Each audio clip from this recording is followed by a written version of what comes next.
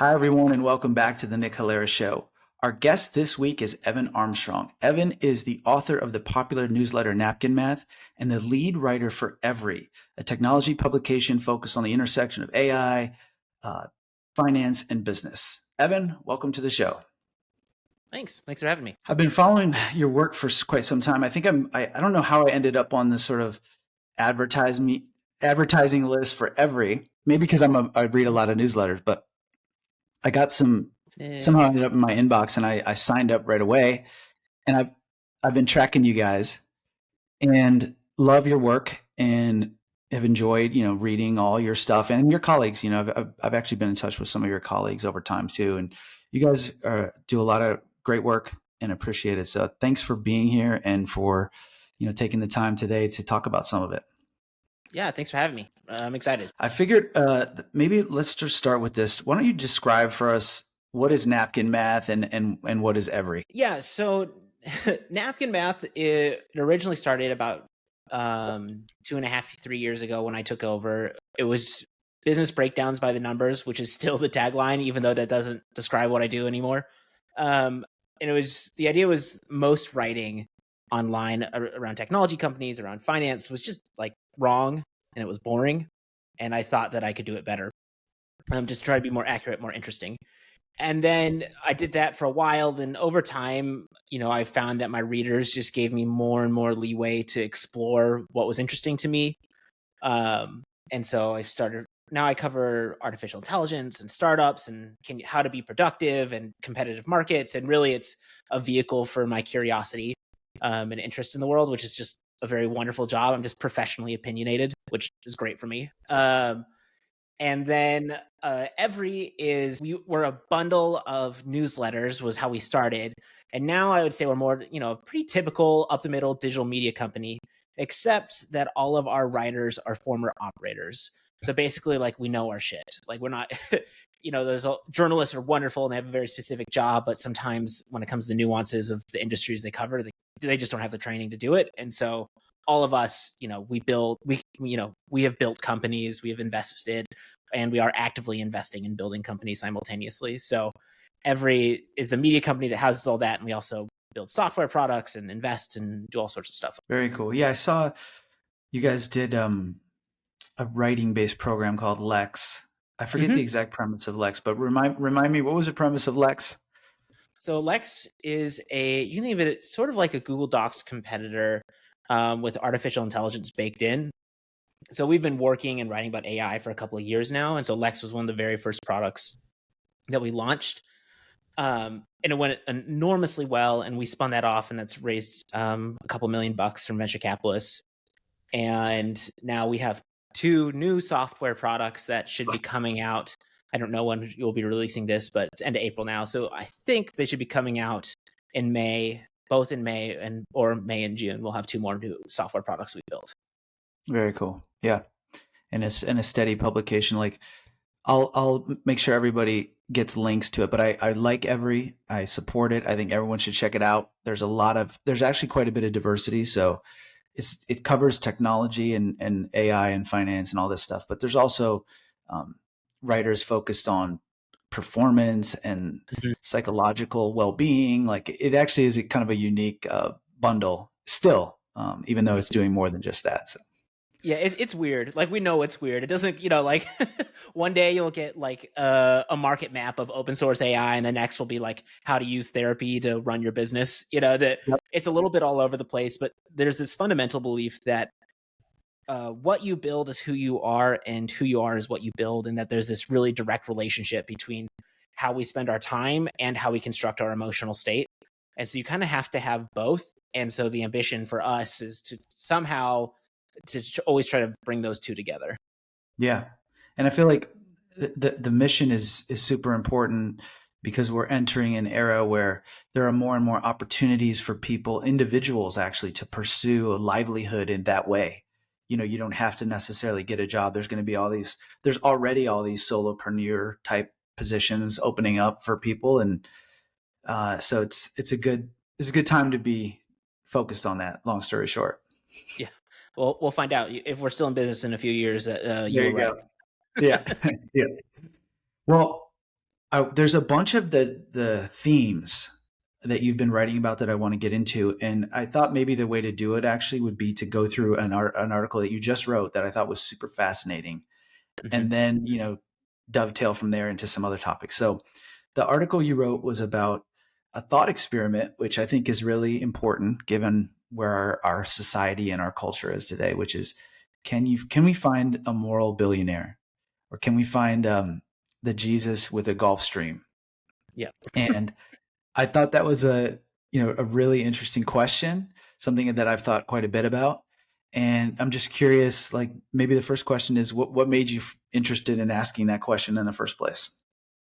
Yeah, I think I read a decent amount of biographies. And if you read enough biographies of technology entrepreneurs and investors, you realize that they're dicks. Like they're just awful people. Like the majority of the time, they're just not like the extremes that drove them to build, $1 trillion companies or to change the world also meant pretty extremely negative effects to either their friends or their family or their own personal health. And I just thought that was a real bummer. I didn't I didn't want a world where only you had to do that to be successful. I wanted like the people who had the most financial reward to also be the most moral people. And so that was just like the frustration. In particular, I was reading the Walter Isaacson's Steve Jobs book again. And on this, I think this is like my third or fourth time, but on this read through, it was like, wow, especially in his earlier years, he was just really horrible to everybody. And that's really hard to read for someone who I admire so deeply on a product and company level. Yeah, I've come to a similar point many times actually, because when you really look at our culture, we have developed this sort of shortcut for evaluating people and their thought process, or whether or not we should admire them, and it's very blunt. It's a blunt tool, which is like, how successful have they been? Have they made Mm-hmm. a lot of money or achieved? And then you assume all these other things, that they're smart, that they know how to live, that they have good relationships. But when you look under the surface, that's not really true for a lot of these individuals. There's a different story that's told, rather than what our sort of heuristic is saying, like, oh, we should listen to billionaires because XYZ. It's bad for young people. I personally felt betrayed by that ethos myself as I got older and older and realized, wait a minute, these people that I've been making heroes in my mind, they're not actually heroes, and I need to look for some new heroes. Yeah, I think there's a lot of So, interpretations of it. Like uh, there's like this element of where maybe it's wrong to have that desire, right? Maybe like it's unfair to put this standard on people where like, hey, they should be incredibly successful in business and in personal health and in family life and all. Like maybe that's an unfair standard. But I think for me, the root of the problem is the unfair amount of wealth and opportunity and access that these super successful people have. It would be one thing if the floor wasn't so low, but I know so many wonderful, wonderful people who can't pay rent or struggle to afford healthcare or whatever it may be. And so you read about these terrible people being enormously financially successful, and you look in your personal life and it might be the opposite, and that's hard to stomach. So I think that was a big root of it as well. yeah, that's interesting. When you first wrote the article and I read it, I don't know, this is just like coincidence, but my Twitter feed served me up this crazy video of an investigative reporter going and actually like interviewing one of these preachers who's become like a billionaire, Mm. who got into a scandal because he told everyone he flies private because he doesn't want to fly with demons. He like made some kind of offhanded remark, and so this investigative journalist like confronted him on it. It's a phenomenal clip. I'll actually put a link to it in the write up to this, because it's actually a hilarious clip. Like, the guy is clearly like a sociopath at least, and Yeah. maybe a psychopath based on this Yeah. answer. But it appears that religious figures have sort of the same problem as these technology entrepreneurs and investors, which is kind of crazy.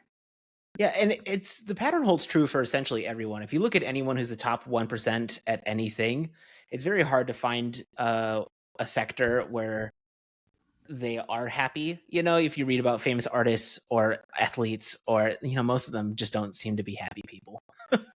Yeah, it certainly definitely seems that way, which makes this an interesting thought experiment. So, how did you go about it? Because they even just asking that question is difficult. So, what was your process for trying to even evaluate like what makes a moral individual and a moral billionaire? Well, that was the problem with like my original prompt. So I tweeted out this question just dumbly, and so many people had opinions about it, and they were all criticizing me for this moral take. Because like you can't judge morality. How dare you judge these individuals? Like what do you know? Some people thought that I was saying that I was the moral one, which I would say I am not. But I think I hoped that it would be the case where when I looked at these people's lives, it would be obvious. I was like, oh, this this guy or girl is incredible. I would hope that there would be such a moral paragon that anyone who could look at it objectively would say that they were a great person. And that is actually surprisingly difficult to find because so many of these people have so much power. They tend to spend that power in the causes that matter to them. And so they'll, whether they're a Republican or a Democrat, or whether they buy malaria nets in Africa, or they support opera in New York, like there's always going to have some opinion where people are going to feel like that's an immoral way to live your life or immoral way to use your wealth. And so that was the largest part of the problem. So I would find lots of examples of where you could kind of like squint your eyes and say, maybe, if you really love Biden or you really love Trump, you could see this person is moral. So that was kind of the hard part. And so I read a bunch of biographies and Wikipedia pages, and I talked to family friends or advisors or co-investors. So it was a long process. It took a long time. Yeah, and you came up. I'll read just for the audience's benefit your list, which I think it was in the tweet and was also covered in the article. Obviously, Mhm. worth $1 billion, married to the original spouse, outstanding moral virtue, kids are relatively successful, and kids have a good relationship with the parents. Yeah. That's an interesting list. I think it's a pretty solid list. One question I had is, did you consider looking at the legal records of these individuals? No, there was too many. There's a couple thousand billionaires, and at a certain point in the project, I was like, oh, this would take me years as an individual. And Forbes does this, and they have a whole team devoted to this full time. So it wasn't like a point where I could look at legal records. It was mostly, and also what I did find is that for the ones I looked at closely, I got better information from their personal network versus legal stuff because they have so much power. They're exceptionally good at keeping their drama out of court and out of public eye. Yeah, that makes sense. They've got the PR power or whatever like that to Yeah. yeah. Um okay, so some of the findings that I found fascinating from your search. So you said there's what 2,000 billionaires on the Forbes list, right? Mm-hmm. And your characteristics got that down to 80 something. Yeah. So I call them those 80 something I call them the mostly moral billionaires in No. that they are worth $1 billion. They're married to their original spouse. Their kids seem fairly normal. But depending on your opinions of how they got that wealth or how they use that wealth, you could disqualify them.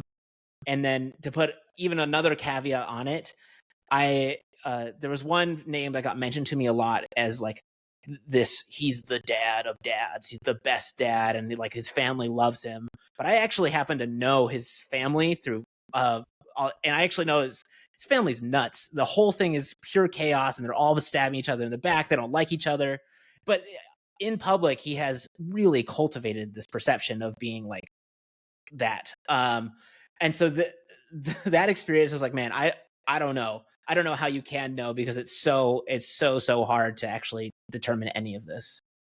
Yeah. The whole thought experiment's tough because, and you just mentioned this, like, even if we just looked at the money dimension, right? Like, evaluating how someone made their wealth is actually an important question to Mm-hmm. ask when trying to answer the question, like, is this a moral individual? Because it's one thing if you create some kind of consumer product that everyone loves and doesn't have any side effects, and it's another one if you make missiles or something. Like maybe we Yeah. don't treat those two economic activity is the same. And it's probably hard to find a product that fits my first description, right? Like most of these products do have side effects, whether to the environment or to the individuals, right? Yeah. Yeah, no, that's exactly right. Like the more you think about it, the more reasons you can find that my list is bullshit. Like it just doesn't make any sense. But I think Yep. it's actually kind of the point. Like that it's so hard to do is illustrative of like how hard it is to walk that straight and narrow path when you're going for the top. Like it's just incredibly challenging, incredibly challenging. Yeah. And I think the point for young people, but maybe for all people to consider, like the reason why I think it's such a provocative essay and something everyone should read is that when you start like looking at the biographies of people, even these phenomenally successful people, they start asking this question later in life about, hey, wait a minute, was this the right decision? Did I lead my life in an appropriate way? Like, how much damage have I done to my family and to society? Mhm. And so a lot of people come to this later, and maybe even you could argue too late. You could say like, okay, well, it's when you're 80 and you've already got a whole bunch of karmic problems in the world, like you can't fix them. And so Mhm. it's good for people who are pursuing economic success to consider along the way, because maybe it'll change what they do. Yeah, when I was being recruited out of college, I was interviewing at like quantitative hedge funds and I was doing management consulting and I was looking at technology stuff and startups and venture. I was just all over the map, just, doing the type A asshole jobs that you're supposed to do when you come out of college. And no offense if you took a type A asshole job at some point in your career. Oh, I did. I I say did the management consulting. yeah, Don't yeah. worry. I say this because I am one of them. I'm Yeah. speaking down to my own people. But one of the vectors of like how I determined where I'd end up is I looked at like the divorce rate among people who are leading the firms. And so I wrote off hedge funds pretty quickly because all of them, you look at a hedge fund, they're usually on like their second or third or fourth spouse. I was like, oh, Wow. I don't want that life. Yep. And so I ended up going straight to industry and doing technology stuff. But that was one of the ways to like figure out from when I was just coming out of college is I figure if the industry kind of determines your life, you should probably go and look at someone who's 60 years old and say, do I want that life? Am I Yep. happy with those outcomes? Yeah. I think it's a great point for young people. Like I had a similar realization. I went to law school and I did some internships at these law firms. And at the time, the law firms were really trying to recruit us. And so the internships were like fun. They were a joke. We didn't really do any work. We did all kinds of fancy dinners, but I started paying attention to the people who actually worked there, and especially the older people, and they were working on the weekends. They were working all night long. They didn't appear to have a life that I had any interest in. Like, I don't Yeah. care. I just wasn't in love with the law to the point where I wanted to be 60 years old and working on Sunday instead of with my family. And so I had a similar, luckily, I had a similar kind of awakening at a young age. Like, man, I'm not going to do that. Yeah. But it's hard, it's hard when you're young. And I feel for Americans because, like you mentioned earlier in this conversation, like, man, it's hard to make it in this country, hard to pay rent in every city in this. And so law firms and consulting firms and banks, they offer big salaries. And for young people who have no financial resources, that's kind of interesting. One of the points that you came to that I think is worth mentioning too, before we move on, is that you wrote about how there was this interesting phenomenon in the data that you evaluated where the more political an individual was on either side, the less likely they were to be perceived as a good person or a moral person. I found Mm-hmm. that interesting. About it's an interesting cultural reference point about where we are, where like engaging in political advocacy somehow makes you less moral. That's a very interesting point. Yeah, it'd be interesting to go back to see if that was still the case in the 50s and the 60s, or even with like the Rockefeller family back in the day, if their political activities disqualified them from morality. I can say that for today, that is certainly the case. Um, Mark Andreessen was a really interesting one. I didn't think I would get Mark Andreessen because he's so political and so opinionated, but many people mentioned him, and many people thought that he should not be on the list, and like just his political activity disqualified him. I I don't know. It's kind of disturbing, but I don't think it's the political activity to be fair. I don't think it's not like we care what they vote. Is that we care that they try to use their money to buy other people's votes. That's the thing that Yeah. actually matters. It's not their political opinions, it's their use of their power and their money to buy political sway. That's the issue. Yeah. Okay. And that makes more sense. Like it's in a democracy like ours, like we have this innate intuitive negative reaction to anytime somebody tries to use their position to influence the vote one way or the other. And we can't get over it, basically. Yeah. All right. So who was your number one after all that, after all this work? The only case, you see, this is the bad part of being a writer, because I don't actually think I've ever said his last name out loud, but it's Chuck Feeney or Fenny. I should know this, but I can spell it for you. So he founded, he was the co-founder of the duty-free stores, which you see at the airports where you can like buy liquor or whatever tax-free. And he gave away all 8 billion of his dollars before he died. And then he also, and to be fair, technically he didn't even clear my list because he didn't stay married to his original spouse. He got divorced about halfway through his life, but it was because his original spouse wanted to live the rich person lifestyle and have the luxury houses and spend the money. And he's like, oh, I don't want that. So he gave her, I think, 100 million and a couple of homes and said, go away. And he just lived in a 1-bedroom apartment in San Francisco his entire life. He even flew coach his entire life until he hit about his mid-70s, and then he upgraded with all the miles he had saved up because he didn't have room for his bad old knees anymore. That's incredible. Yeah. Yeah, and like duty free, it sort of checks the box even on the money question, which is like, there's nothing really. I guess maybe they're selling alcohol and cigarettes at duty free, so maybe that's kind of negative. But he's basically just offering consumer products in some tax advantage way, which doesn't seem too crazy. And then he checks the box on how he spent the money. He gave it away. What did he give it away to? He did a bunch of random stuff. So he loved Ireland despite not being from Ireland. I think he had Irish heritage. And so he did a lot of stuff to facilitate peace between the IRA and England back in that conflict. He loved university systems. So he gave a large sums to Stanford and I want to say Cornell as well. And to be clear, I think you could even criticize that, right? Like, I don't think Stanford needs any more money. I think they are just fine. You could be, if you're not feeling generous, you could say that he doesn't qualify. What pushed him over the edge was that he lived his lifestyle so simply, and that his whole focus was giving it away. You know, he could have given it away better or whatever, but he didn't do it for himself, and he tried to do it all anonymously. He didn't want people to know who he was. And that was good enough that I said, all right, you got a pass for everything else. That's so good that I'm just going to give you a pass and you top the list. Yeah. Yeah. It seems like just based on the what I learned about him from your article and just looking up, like it's probably as good as it gets, which is an interesting point in and of itself. Well, I figured the next place to go just based on this article is another area that you've written on extensively, which I think is fascinating because I think it's definitely related to this examination of morality, which is you've written several pieces which I think everyone should read, which challenge some of the practices in the crypto industry. Mm-hmm. And that's sort of a dangerous thing as a technology writer. It's a dangerous thing to write about because these communities are so like tribal and so powerful, quite frankly, on the platforms, you know, like, so I appreciate that you write about that, but what about the crypto industry bothers you? I think the thing for me is I'm all for venture capitalists losing their money. I think, you know, like go for it. Like that, their whole job is to be risk takers.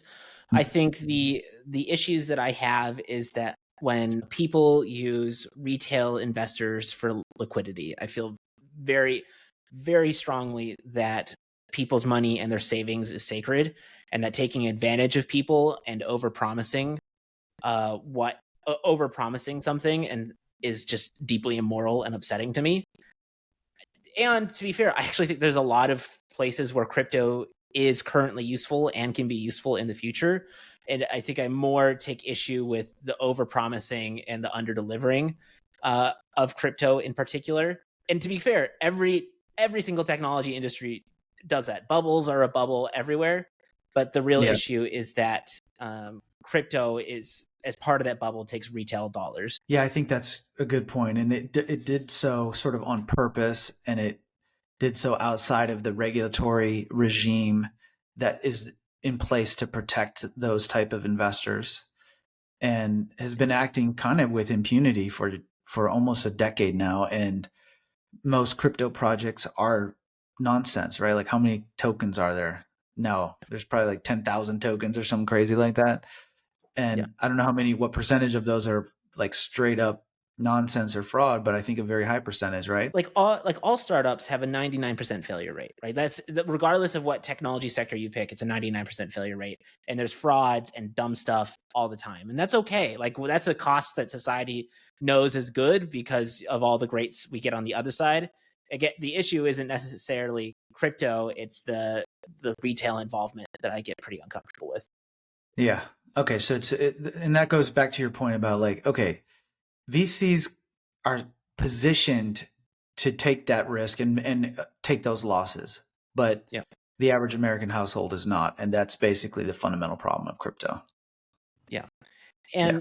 And I like to be like, there are lots of interesting stable coins in particular, I think are very powerful and interesting. But and the reason I started writing about it was because I just felt dumb. Like, you see all these large claims like, oh, it's going to change the world. And I felt like I wasn't getting it. And so it was just genuine curiosity of, okay, everyone I know is making money. Why? How? What Yeah. is this? And so it's been multiple years of me just trying to take an honest, like, friendly look and being disappointed. Yeah. That's fair. What do you think? Are you like, do you find yourself in the Bitcoin maxi camp, or do you think some of these other coins are gonna have any value? Do I think it needs? Yeah, I don't particularly ascribe to any coins. I don't even, as an investor, I don't have any cryptocurrency positions. But uh, is Bitcoin successful? Yeah, I think Bitcoin is successful as a very, very volatile store of value.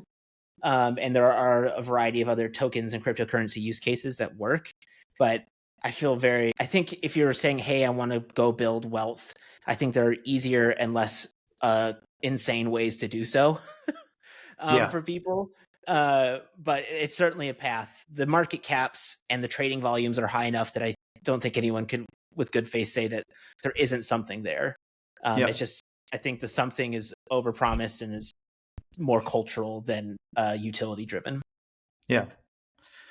Yeah. I Bitcoin happened to be one of my greatest investments that I've ever made from a like ROI standpoint. I bought it in 2015 for like $200 or something crazy like that, and didn't sell at the peak, but it was a wild return. And I was really excited about it, but probably because I was making so much money off of it. And I, I became negative on the industry after this last blow up and FTX and all the stuff that happened. Even though I really didn't take any personal damage from it, but just because I started to think differently about the opportunity set presented by crypto.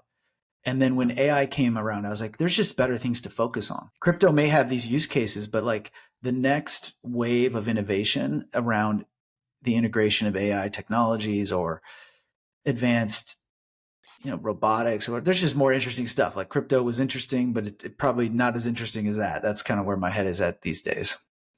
Yeah, I mean, I have friends who, became millionaires trading stupid pixels, like, Yeah. and good on you for, I guess, getting that money. But theme of the day is how you make your money and how you spend your time is probably more important than how much money you actually have. And for me, I think there's more interesting and immediate and obvious ways that technologists could be spending their one wild and precious life than trading cryptocurrencies. Yeah. And be fair, I also feel the same way about the stock market. Most people should just be ignoring it and investing in index funds. Yeah. Agreed.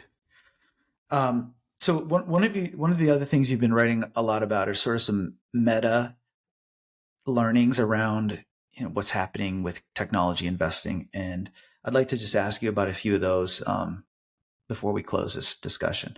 And one of them was related to our conversation, which is around morality. And you wrote a series of articles and have written and talked about several occasions, like what makes technology interesting and worth our attention as a society is that there's like a moral imperative to produce products that are better and cheaper. And I'm just wondering where that came from, and just tell me more about that. Yeah, the origins was twofold. I first started publicly writing about that when Silicon Valley Bank blew up, and people were like, "Wow, startups are a scam. This whole industry is so bad. Technology companies are bad." And as someone who's devoted their life to technology companies, that kind of bothered me, and so I had to articulate why, outside of tribalism, why that I thought technology companies were good. Mm-hmm. And on my dad's side of the family, they grew up hillbillies in rural Appalachia. My great grandparents didn't have plumbing or electricity, and Yeah. very very poor, impoverished background. Their lifestyles today that would be just so foreign to what we understand today. And so when I thought about these two contrasts, it's like there are two ways to make a more equitable world. The first is a better distribution of wealth and comfort and safety. That requires government regulation, which I just don't think they're very good at anymore. I don't think the government's very good at their job. So if I don't believe the government can do it, the only other way is bottom up, where technology companies invent things that make life better for everyone. They can invent the indoor plumbing that's cheap enough for people in rural Appalachia to afford. They can invent new novel ways of generating electricity, whatever it may be. And so the best way to make the world a better place is for everyone to afford the creature comforts that they desire. Yeah. Yeah. And if you survey sort of the technology gurus around the world, that's kind of been their message for 30 years, which is like they come from mostly this libertarian ethos of, government should get out of the way and not regulate as much, and just let's see what technology can do. And what's interesting is that I feel like we're pretty darn close. Like, I don't know if we're going to have this like singularity moment, but the more people I talk to in this AI space, like I talk to some people who have some pretty wildly optimistic beliefs about that particular issue. Meaning, like, I've talked to people, and I'm going to have a few of them on the podcast, who think that wealth itself will be irrelevant. Productivity enhancements are going to be so high from basically AI and advanced robotics that people aren't even going to worry about money, because everything's going to be like incredibly cheap. Like, we're going to go through this technology induced deflationary period where standard of livings are just going to go up and up and up. What's your take on that? Like, do you share that level of optimism, or are we a little farther away than that? I guess the thing, it just depends on timelines, right? What happens to get to that point? Theoretically, the issue that they're describing is totally true. But how much, Adam Smith's creative destruction is there going to be of people's livelihoods and of wealth and wealth concentration? That's the question I don't have answer. I mean, eventually, sure. But I also think eventually we'll live on dozens of planets and meet aliens, but I don't think it's going to happen in my lifetime, Yeah, that's right. Um, Yep. yeah. And this wealth inequality thing, like, what concerns me is that it could go even more extreme in the inter period. Like, let's say they're right that there is going to be endless productivity and there's going to be abundance on Earth. Maybe that's true. There's probably a period where monopolistic capitalists, which we basically live in a system where people are doing that, are going to capture the benefits of AI, and they're going to become fantastically wealthy in the process. And so this wealth inequality that we've seen in the last 40 years is just going to keep going and maybe reach some absurd level at some point before it gets better for the average American household. What do you think about that? Yeah, I think that's more likely than not, to be honest. In particular, we live in a world where the standards of living are pretty diverse between, me and someone living in Somalia, right? Where we have technology already to make the majority of people's lives in Africa or India significantly better, but it's just not evenly distributed at all. And so I don't see any reason why artificial intelligence would make the distribution happen faster. And so I think there will be a period of power concentration. But if gun to my head, I have no idea what the timelines are or what happens. I think a lot rides on what happens with GPT-5, with this next iteration of models. The underlying science is there's scaling laws. So each model, we are able to predict pretty accurately its level of reasoning capability based on the training time and the data volumes it ingests during its training.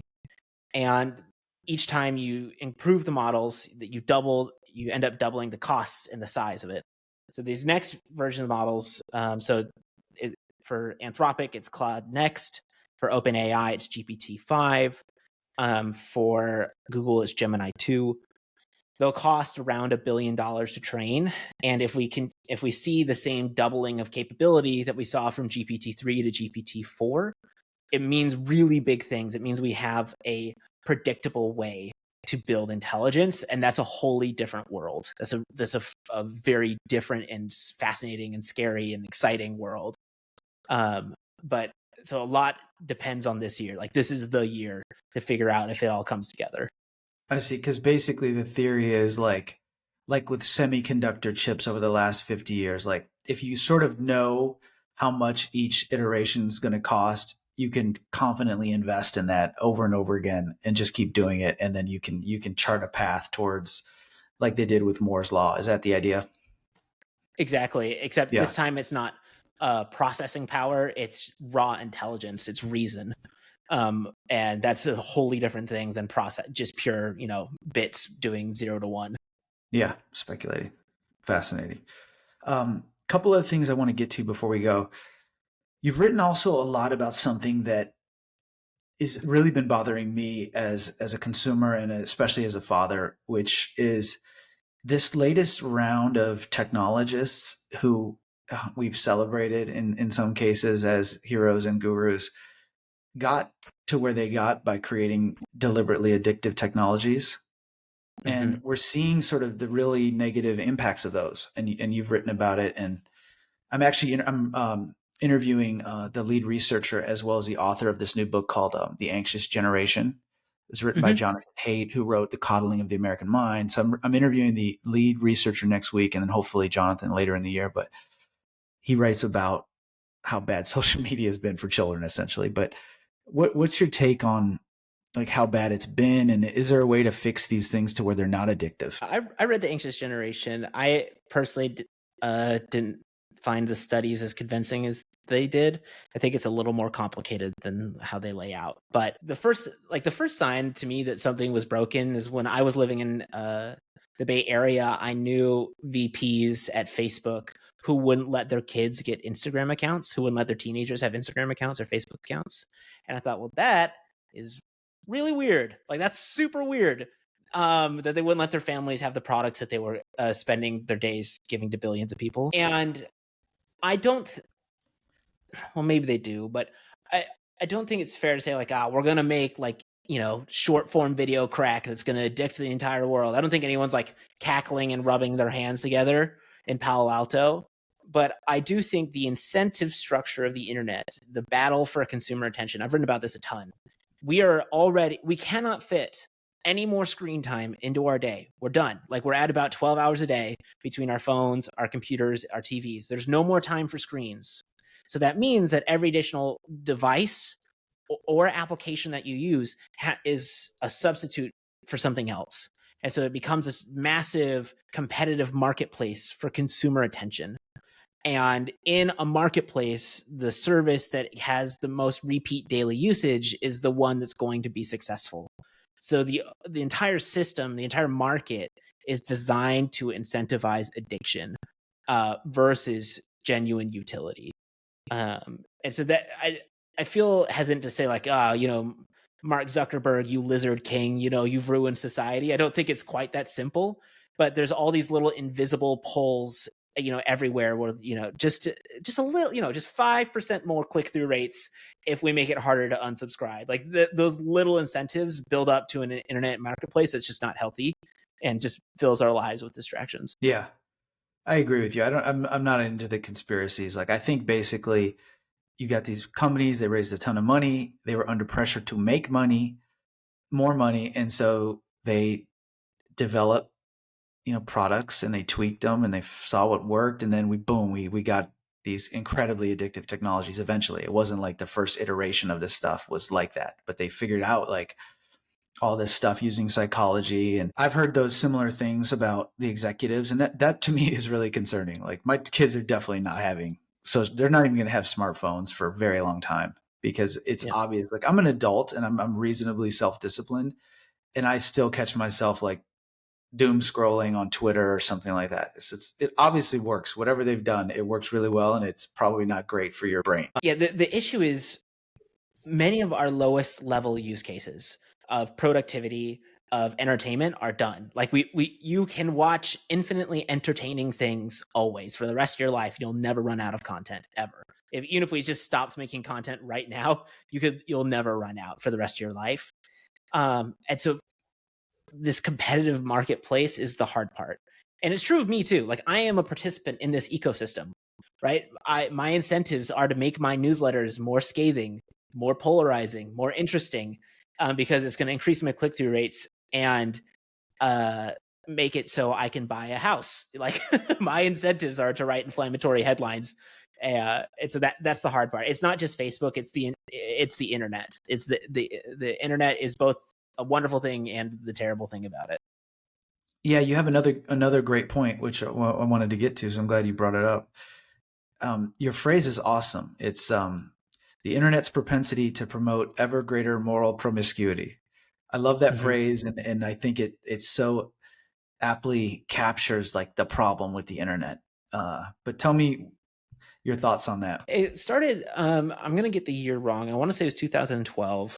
Mark Zuckerberg published a blog post where he showed that they'd done studies internally where user engagement spiked right where the line of you will be banned from the platform for posting this. Right as they approach that line, user activity shoots up. So people saying just not racist or just a little bit too political, whatever. And the interesting thing was it didn't matter where you drew the line. Wherever that line was, people would be flat and then shoot right up against it. They'd be really engaged when things were polarizing. And so that because social media platforms and media companies are competing against each other, it's going to make you want to move your moral boundary further out. It's going to make you want to be a little bit angrier or a little bit more demeaning because that will shoot up your user engagement relative to other platforms. So those competitive dynamics, again, just like really emphasize, and everyone's doing like, everyone has bills. And so you can't blame individual actors. I think, I mean, you can in extreme cases, but a really good example is Joe Rogan. Whether you like Joe Rogan or not, he likes to play right at the boundary of the ideas that are morally acceptable by society. But even if you Joe Rogan dies in a tragic bow hunting accident today or whatever, he eats too much elk and has a heart attack. I don't know, however Joe Yeah. Rogan's going to go. Tomorrow, there's going to be someone who replaces him who does the exact same thing because that's where the incentives are. There's no banning that's going to fix this. You can't ban this. There's no fix for this problem. It's a function of human psychology. That's so interesting because you're so right about like Rogan. Like he's just about to accept the conspiracy theory about X, Y, or Z, but he doesn't, and he just kind of explores it, like whether it's aliens or the COVID vaccines or whatever he's into at the time, and it's obviously working. I mean, he has one of the most largest and engaged audiences in all of media, and it's interesting it works that way. I wonder what that says about us. This sort of asymptote thing where you gotta, it's like maybe it's our propensity to take risks. As kids, like we want to climb the higher tree, or I'm not exactly sure, but that's probably worth studying at some point. Yeah, I saw this thing where they interviewed the head of, I think it was the head of data analytics at Coco Melon, which if you have kids, you'll know Coco Melon's a TV YouTube show. And they talked about how they had done all these studies trying to determine what would engage a baby's brain the most. And the most successful thing was they like wounds. Babies do, like they'll get like kind of like freaked out but interested. And so like a yellow school bus with a band-aid is like little baby eyeball crack. they get Yeah. addicted. They'll just like stare at it. And so I think it is fundamental to our psychology where we just like, even when we're just babies, just fresh out the womb, there's something about us that wants to look at the gross, that wants to look at the perverse. Yeah. Yeah, I can attest that's true. They even like my youngest, for example, like if he gets the slightest like scratch, he wants to put a Band-Aid on it, and then he'll like look at the Band-Aid for all day long, even though he has no need for the Band-Aid. Yeah. That's So yeah, funny. I've got some anecdotal confirming evidence. Um, well, Evan, we're coming to the end of our time, but this has been a fun conversation.